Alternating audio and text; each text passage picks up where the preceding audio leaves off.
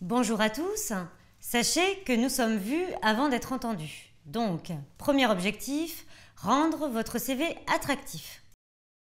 Je suis consultante en recrutement et à ce titre, je visualise plus de 2000 CV par mois. Sur ces 2000, je choisis d'en présenter que 30. La sélection est rude. Dans cette vidéo, je vais vous indiquer 10 règles d'or pour rédiger un bon CV. Ne ratez pas ma prochaine vidéo, 3 erreurs qui tuent votre CV, abonnez-vous maintenant. Règle numéro 1, votre CV doit tenir sur une page. Alors, je sais, c'est pas évident, mais si vous en faites 2, la deuxième risque de ne pas être lue par le recruteur. Il faut donc aller à l'essentiel, cela montrera votre capacité à être synthétique et à prioriser les éléments les plus importants. Règle numéro 2, votre CV doit contenir une photo. Je dis il doit, mais il n'y a rien d'obligatoire évidemment. Simplement, si vous n'en mettez pas, le recruteur aura l'impression que vous lui cachez quelque chose.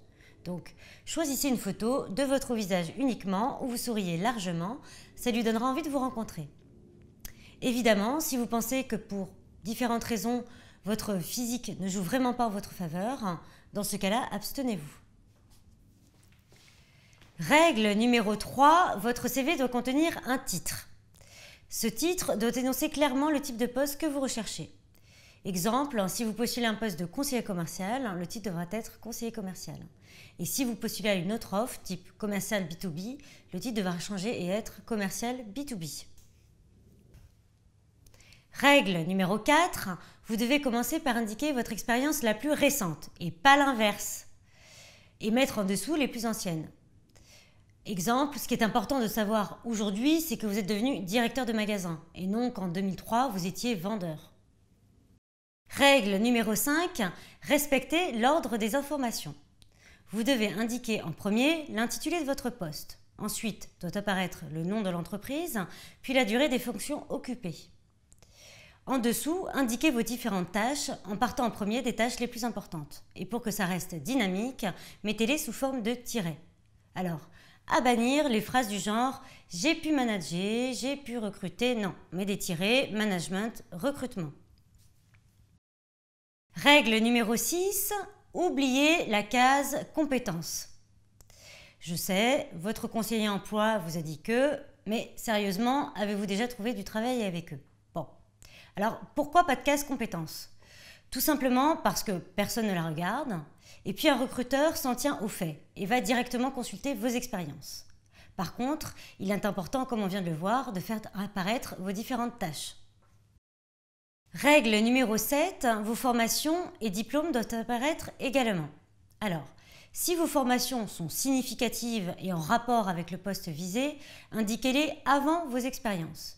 Si au contraire, vous avez peu de formation en rapport ou un niveau d'études peu important, inutile que cette information apparaisse en premier. Dans ce cas-là, ce seront vos expériences qui vous valoriseront davantage. Règle numéro 8, indiquez vos compétences complémentaires. Exemple, maîtrise de logiciels, langue parlée ou autre savoir-faire. Attention, concernant les langues, indiquez seulement celles que vous maîtrisez relativement couramment ou sur lesquelles vous avez de bonnes notions. En effet, dire que vous parlez l'espagnol à un niveau scolaire n'indique pas en réalité si vous maîtrisez cette langue. Règle numéro 9, indiquez en dernier point vos hobbies, passions et engagements divers. Sauf évidemment s'ils peuvent faire peur ou s'ils sont étranges. Ici, je ne donnerai pas d'exemple pour ne froisser personne. Règle numéro 10, votre CV doit être agréable et facile à lire. Alors, choisissez une seule police et de préférence classique, type Calibri, Verdana ou Arial.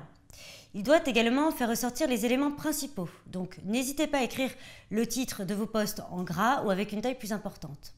Sachez que pour le texte, une taille entre 8 et 11 est bien, et pour les titres, ça peut être plus.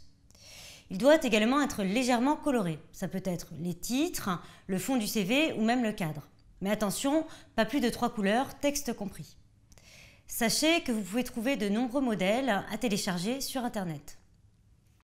Voilà, j'espère que ces conseils vous seront utiles pour rédiger votre CV. Ne ratez pas ma prochaine vidéo, 3 erreurs qui tuent votre CV.